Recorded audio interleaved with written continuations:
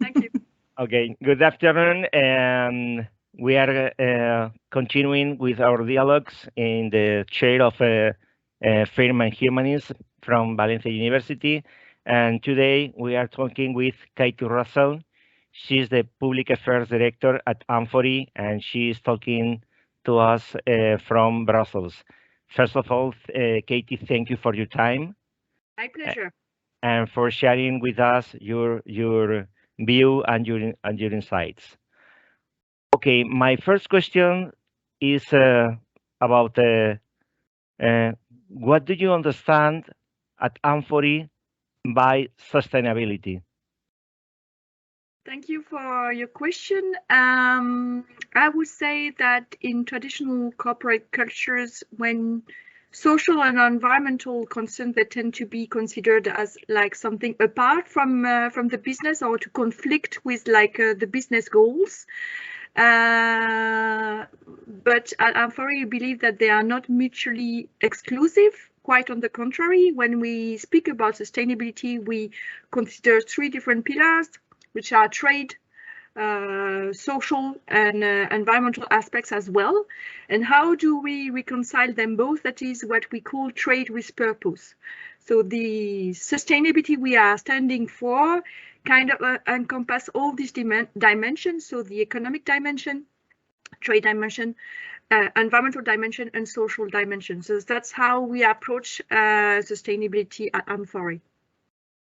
Oh, thank you. And in this goal of achieving a more inclusive economy and a more sustainable economy, what is the role of companies in order to achieve this this goal, this mission? A major one, I would say. Um, if I remember correctly, it was 1 year ago after the Business and Human Rights UN Forum. They published a report, a roadmap for the 10 years to come, like the roadmap for the next decade of business and human rights. I think that's the title. And in that report, they clearly outline that there is a role to play for everyone. So all stakeholders in the business and human rights space, they have something to contribute to. And if you look at the UN guiding principles, there is a clear role that is clearly defined for companies. Companies need to understand the risks and impacts they have on people and on the environment. They need to have processes in place to manage these risks and provide remedy where appropriate. So I would say that companies' role can go beyond the idea of making doing no harm. It goes beyond that to a point where they actually can be an active contributor to sustainable development, but there need to be a commitment at the top for that. And it's even, but that commitment will come naturally now because we are in an environment where sustainability is becoming more and more a legal requirement, and this will become a legal requirement at EU level. So there will be no other option but for business to play that role and to be active actors in sustainability in the future. Okay, you have to talk to us, and you are not the only people that put the main focus on identifying risk and managing risk. And it's true that from this point of view, companies that don't identify or don't manage this kind of risk are going to be less competitive. But let's go to the society, to the users, NGOs, etc. What role do you think that the society expects from business in terms of achieving this inclusive economy, this sustainable economy? From what I observe, I have the feeling that there are actually very high expectations when it comes to business behavior. We see more and more demands coming from consumers to have to be able to purchase goods in confidence because they know that it has been produced respecting a certain number of norms and in a way that is ethical, meaning that it's not produced against the best interest of workers or the nature in some sourcing countries. But I would say that one of the most tangible things that probably consumers or society in general expect from business is something like trust. They want to be able to trust what they are buying is actually sustainable, and they want to be able to trust that business is going to take the long-term perspective in making business.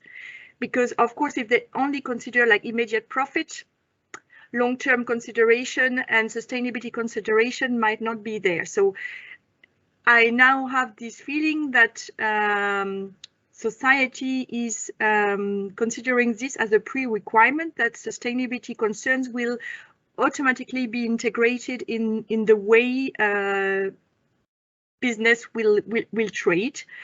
But sometimes the expectations are really high.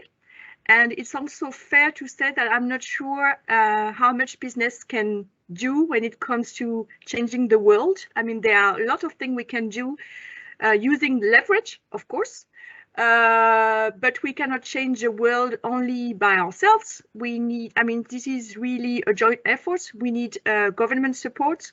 We need dialogue. We need stakeholders being involved. Also, like the pressure coming from consumers.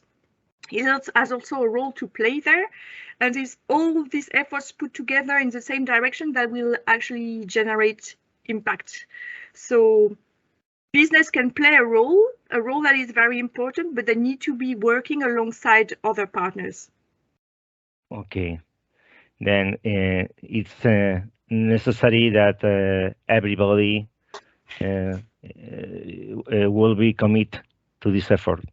This is the main conclusion. Yeah. Okay, let's talk about AMFORI for a while. What are the main developments in terms of the developing strategies, policies, actions that you have run in the last times? What milestones have you achieved in terms of results? So indeed, a few words about AMFORI. So AMFORI is a global business association. So we are a business association, but our mission is really to support our members in their efforts when it comes to improving the environmental and social performance of their supply chain. So in total, we represent around 2,400 members from different countries, sizes, and also sectors. And through our members, we reach about 35,000 producers. So we have a reach. But all this comes down to the fact, I mean, maybe a bit of history that would help here is that the first sustainable program that we launched back in 2003, AMFORI BSCI, it all comes down to the fact that some companies suddenly realized they were sourcing from the same factories and farms. And from that moment, they started to realize that they had some power, and that this power of collaboration could be used to induce some positive changes on the ground on a social level. So that's how it all started. And since then, we also felt that there was a need to use that power to push also environmental consideration within the supply chain. But it's really through this initial realization that together we are stronger, we can induce positive change on the ground, that it all started. So we would be nothing without our members. So the real heroes, I mean, AMFORI like support them, but the real heroes are the ones that are actually doing the work with the tools we provide them with. And these are the businesses or our members, because they made that commitment towards sustainability, and they decided to use this collective leverage to make a difference. So the core of our work is really to equip our members with the tools that will help them to improve the sustainability of the supply chain, But there were some, I mean, from the beginning, there have been a number of changes that we have observed. One of the main changes or evolution, I would say, is that at first, driving positive changes in the supply chain was seen very much as something related to audits. Like it was about carrying out audits, checking what was happening on the ground and so on. But we are moving away from this approach now. AMFORI actually offers a much wider due diligence scheme. So it's not only about third-party verification, it's about empowering your suppliers through offering capacity building trainings so that they know how to do things in a responsible way. It's about providing a sustainability platform, also offering our members country risk assessment tools so that they know that when they are sourcing from a certain country, maybe in that particular country, there are more prominent risks for child labor issues, for instance. So they are aware of the risks so they can prioritize their actions and have more impact than on the ground. So it's not only about audit anymore, it's more having this overall vision of what is happening in the supply chain and trying to offer a diversity of services that will all play a role in driving changes, because otherwise audits are just like a snapshot of what is happening at one given moment. But then what do you do with that? You need to do much more than that. So this is why we're taking this approach. Another thing that I'm observing as well, and it's more like recent, I would say over the past couple of years or so, is that even in society, every question related to sustainability was seen as like the ideal goal. So people were hoping for like perfection from day one. Now it's more about continuous improvement.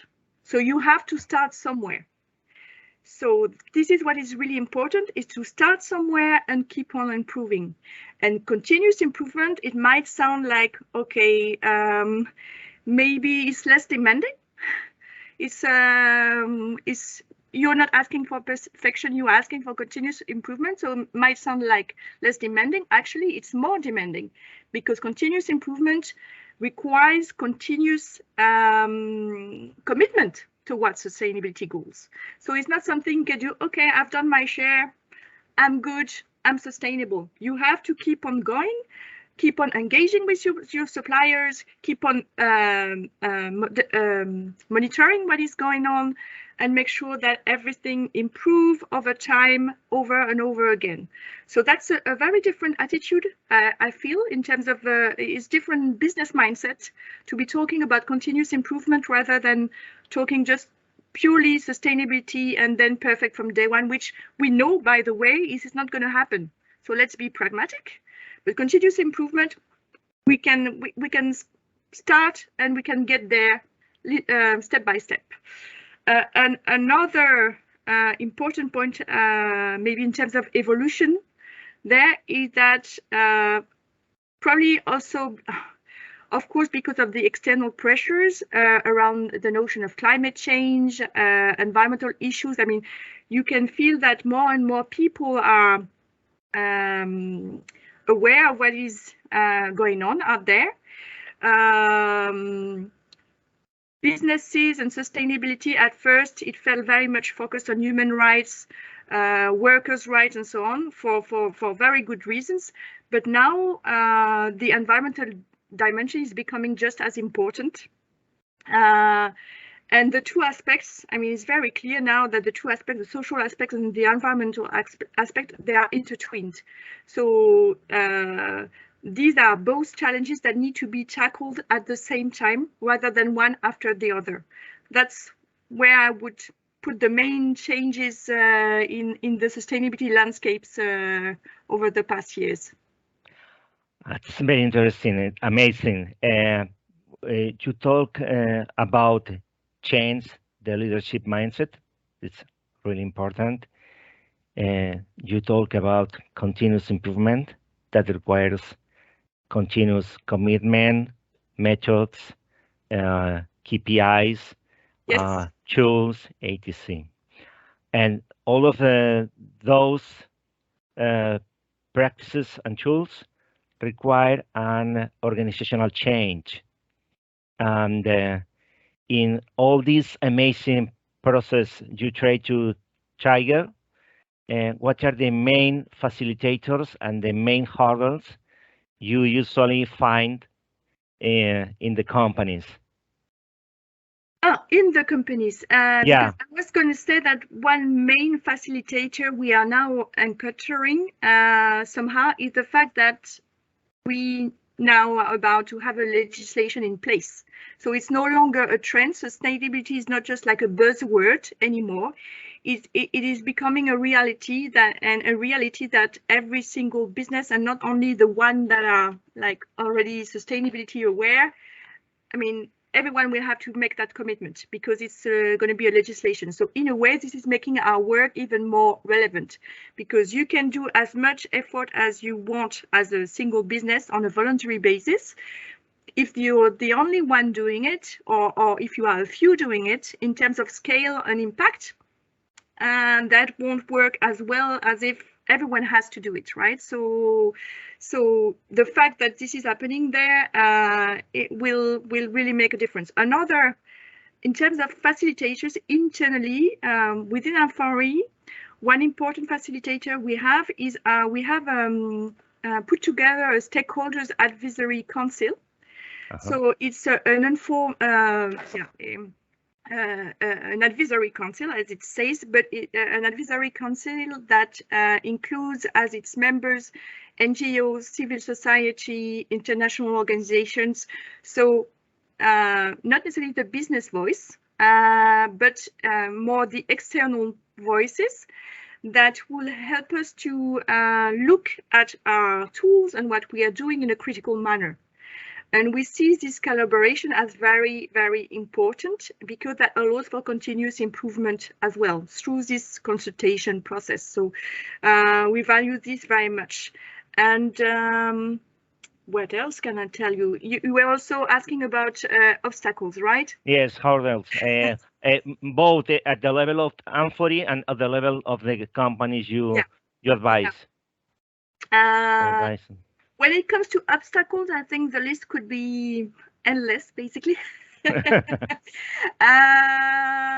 Because it requires some efforts to commit to sustainability. So if you look at what is happening in the world right now with the war in Ukraine, the COVID-19 pressures, and the consequences this has on the economy, the economic crisis. I mean, all this makes our work somehow more difficult in a way because that could serve as an excuse not to do anything because there are more pressing issues out there.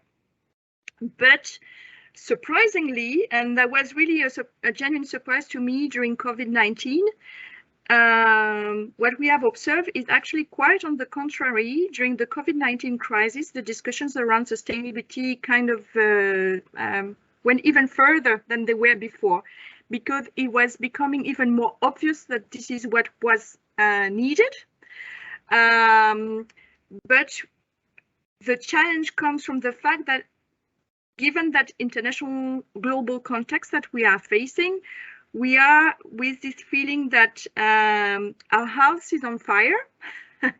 So there is a sense of emergency, right? But at the same time, we cannot do everything. So we would want to do everything, to solve everything, go there, trying to find a way to address climate change, at the same time trying to make a way to solve labor issues. And but so we have really somehow to focus if we want to have a long-lasting impact and think about the impact. That's the key, not to be too much disturbed by external factors. It's to think about the impact we can bring. This is really, this is one challenge that we are trying to take on. At the level of AMFORI, another challenge that I would acknowledge is that I told you at the beginning that we are about 2,400 members. So it's a quite wide membership basis, especially when the sectors are different, the supply chains are different. So in terms of how we can support our members, we need to design tools that are able to fit our varied membership type, and that's a challenge somehow. So far we manage, but I would say that there might be some extra needs that are more sector specific at times, or more issue specific, that we would want to look at, but we are not necessarily able to look at for now. We'll see about the future. But this brings a challenge, this diversity of membership, a challenge, but also wealth as well, wealth in terms of diversity of experience and commitment and so on. So that's interesting. And another thing that I could identify as a challenge is probably the complexity of global supply chain. I'm sure that's a recurring, I mean, that's no surprise to you to hear about that, but it's true that the visibility or more the lack of visibility to some extent of the supply chain could pose some problems when you are trying to bring impact on the ground. So that's an extra challenge that I would put there. And maybe we need more technology like blockchain or something like that in order to face these challenges. I don't know. Technology could help, and this would help, but I'm personally convinced that it's also to do with like the commitment and from the top and genuine commitment, because it's like everything, technology can help, it's how you use it. And if you are really willing to use it to bring some impact, or if you are willing to use it just to, okay, I've done my part. Let's talk for a while about Spain. And it's true that it's not too kind to make comparisons, but we need to make comparisons in order to learn. So because you have this pan-European vision, let's talk to us about how do you see Spain in comparison to other European countries, about the level of improvement we have made in the last years with regard sustainability, social responsibility, management of the supply chains, etc. What is our situation? Yeah, from my perspective, I feel that Spanish companies have taken the challenge of sustainability quite seriously when it comes to trying to get more involved in sustainable development goals. And the event that took place more than a week ago now in Valencia was a good illustration of that. Another positive indicator is that I can tell from our own experience is the number of companies from Spain joining schemes like ours. That is, so the numbers are growing. So also a good indicator. And I believe Spain might have a specific role to play in contributing to sustainability by their presence on Spanish-speaking markets like Latin America, where things seems to be a little bit more slow somehow around for the discussions around sustainability.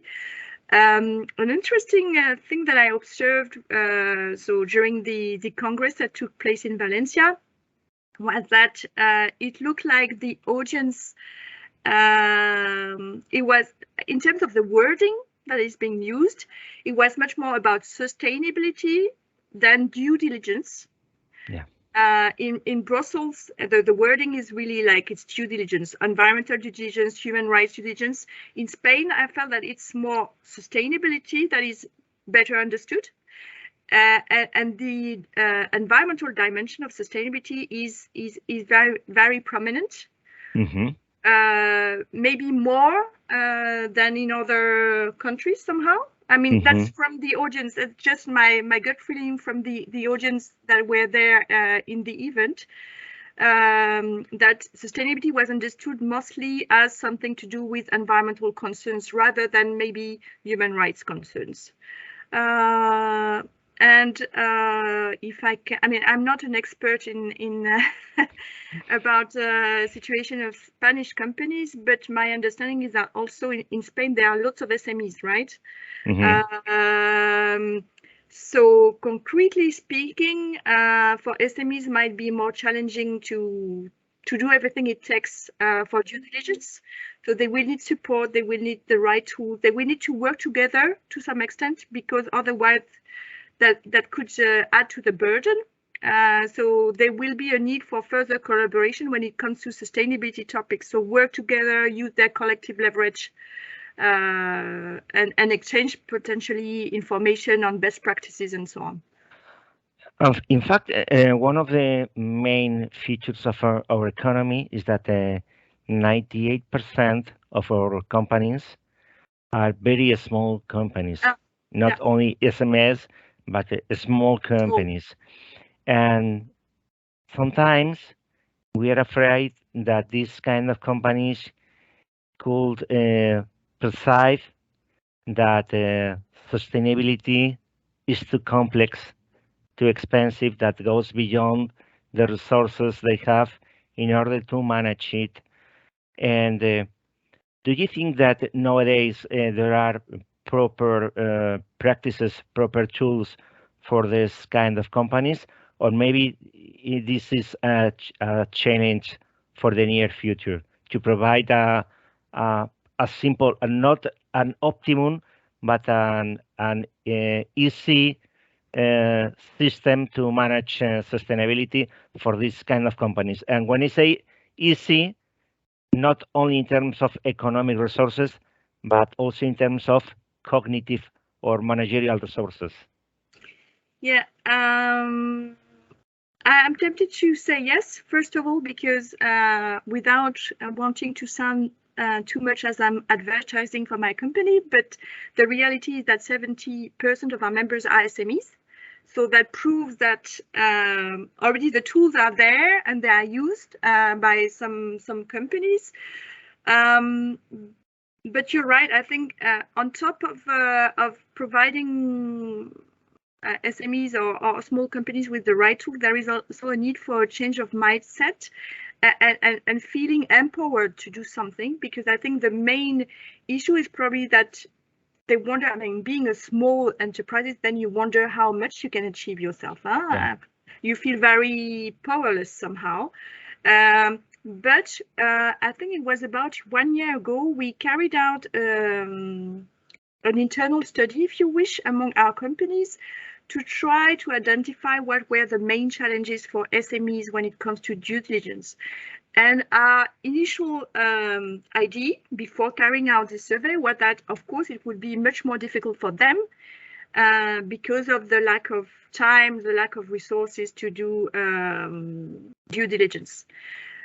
But actually, this is not entirely true. It's not like black and white like that, because some SMEs expressed that they were, I mean, because it's small, because they have a smaller, some of them have a smaller supply chain, so they are better able to establish a strong relationship with the suppliers. So have to good flow of communication to identify problems before they actually happen, because due diligence, after all, the first pillar is about prevention.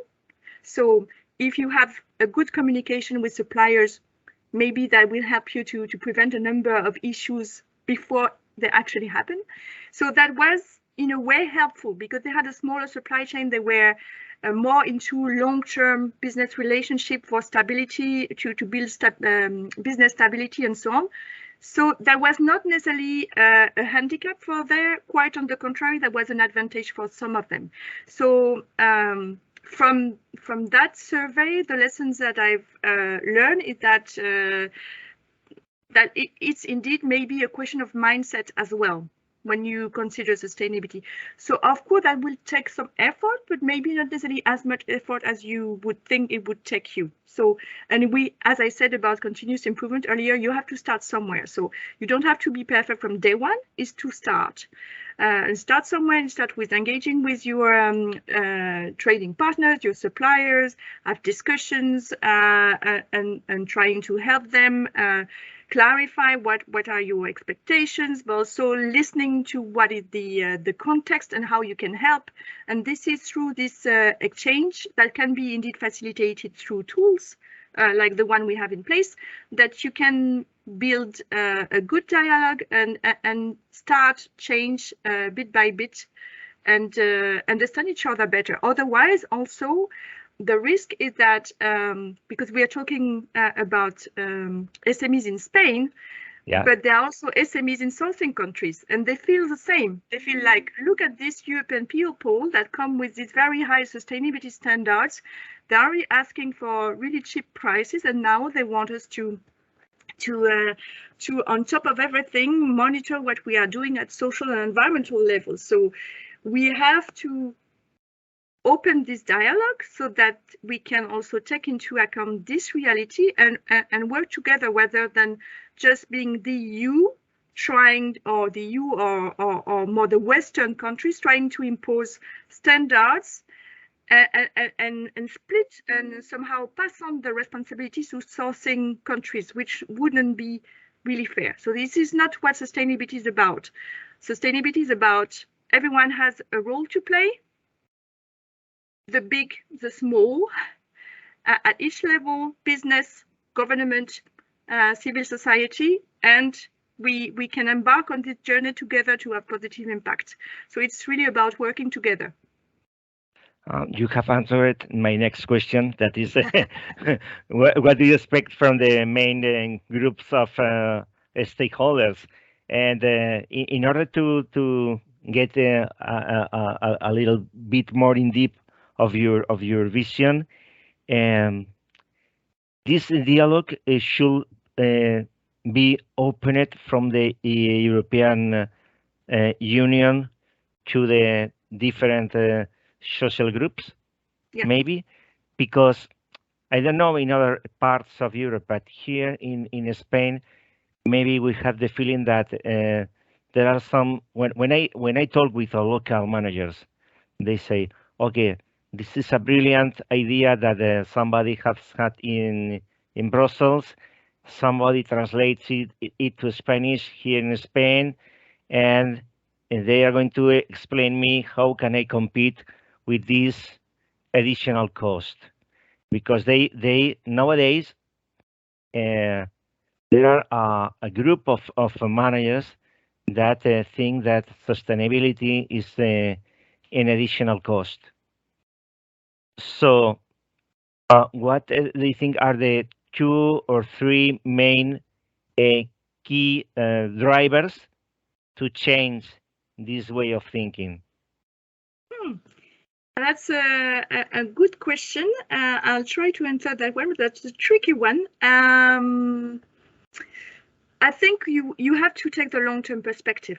So maybe at first it might sound like it's going to cost you either in terms of resource or the time you will spend on this. And to some extent, maybe, I mean, time is money, as you know. But we have to look at the long term. There were some studies, I can't remember the names, unfortunately, but I was reading about that recently, that if you look at the cost of being non-sustainable, it's actually going to drive real cost as well. Maybe much more than what we think about now. If you take the example of climate change, which is a good one, it already has some impact on business decision. I mean, the floods that are happening and destroying factories or causing disruptions in supply chains, this comes with the cost as well.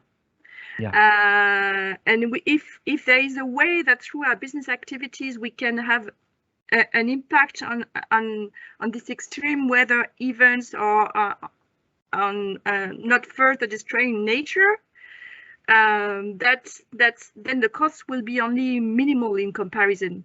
And I also believe, as we discussed earlier, that there is consumer expectation towards sustainability. So, of course, consumers will always want the best price. That's also a reality. Let's be pragmatic about that. But I think consumers these days are also really, I mean, next to the price, there is this sustainability concern. So if they have to choose between two competing brands at the same price, they would choose for the one that is sustainable. So that this is becoming a sustainability, a competitive advantage somehow to be sustainable, because you can build a brand, you can build a reputation, and on top of that, you can sleep at night whilst doing business, which is also very important, right? So I would say that would help. So looking at the long-term perspective is one thing, considering that the sustainability, the competitive advantage it can bring you as well, would be another one. That would be the two one. You asked for a third one, but I cannot think about an extra one right now. Okay. Well, I talk you about the how to change the mind of managers about the cost that it suppose and the advantage mainly, and maybe we can think about sustainability like R plus D, that you need to invest. Maybe Exactly. it gives you returns in the medium, not in the short term, in the medium and long term. But if you don't do it, you are dead. Excellent point. And also coming back to the fact that we're going to have a legislation, maybe that will save you money if you are compliant. And there is, I believe that in the current EU proposal, there is also an incentive for board directors, to embed sustainability in their policy. And one very good incentive is that I believe there is this idea that their bonus will be calculated also on based on sustainability criteria and how successful they have been in reaching those. So I think that's I mean, we are human beings, right? So that's a very concrete incentive. Yeah. We can also give to business to do the right thing, and in the future there will be criteria for public procurement. So it means that if you are sustainable, you will have access to more business opportunities just because you are sustainable. There might be other incentives that will be put in place in the future. I don't know, VAT reductions, also in terms of trade with some countries. So there are a number of things that we can think about to further incentivize business to do the right thing. And I think they are already more or less on track through these efforts toward legislation. And at the moment, EU seems to be leading the way, but I can feel that things are also changing in other countries. Maybe not exactly with the same style, but provided they are aligned with the international standards that are already existing, in the end, we will all go towards the same direction, right? So even if we all have our own style of doing things when it comes to sustainability, I'm hoping, but I'm an optimistic. That's why I'm hoping that we will manage to drive some real change there. Okay, I thank you for your optimistic vision. Thank you, Katie, for your expertise, for sharing your knowledge with us. I think that for us, our main goal is to walk the talk, to share the message, and Yes. from this point of view, we hope that this will be only the first time we can share with you time that we can listen from you all this message, and we can say only thank you for your time. That is, we know is the most precious resource you have. Thank you very much for your time. Thank you for your words. And again, we hope to continue in the near future this collaboration to share this news, to share this knowledge, and to try to change the mindset not only of the nowadays managers, but the mindset of the future managers that we have now in our university. Thank you I'm very not much. too worried about future manager. I think the young generation, they have understood it all. Yeah. We are the old generation where we kind of struggle with these new parameters that we have to take into account in our daily work. But for the youngster, I think it's already quite clear what sort of world they want to live in, and they have already understood that sustainability is an important parameter to take into account, even if they're in their career choice. And I would like also to thank you for the interview and for the offer. And I talked about continuous improvement, but I also talked about collaboration. So I'm looking forward for continuous collaboration. I hope we will have extra opportunities to continue to engage together. And you actually, if there is any help we can bring, you shouldn't hesitate to reach out. Thank you very much from Valencia. You're welcome from Brussels. Okay.